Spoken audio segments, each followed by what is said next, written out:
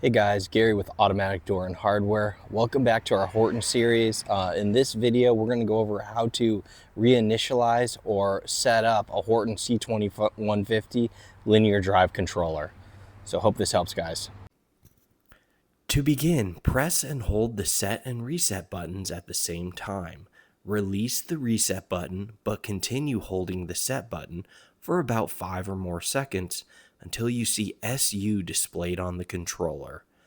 The controller will briefly flash NL, indicating that no auto lock is installed. Next, you'll see DS, which stands for Data Save. After that, the display will show ACU, confirming that the controller has recognized the door's fully closed position. Once the closed position has been confirmed, the display will change to A2D, indicating that the controller is now in its normal two-way operating mode and is ready to be activated. To test the setup, simply press the down button one time. The door should complete a full opening and closing cycle.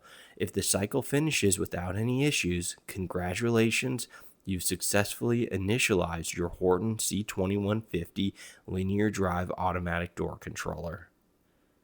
Okay guys, so that was the video on the Horton C2150 linear drive controller setup. I hope this helps. All Horton automatic door parts are available at autodoorandhardware.com. Thanks for watching.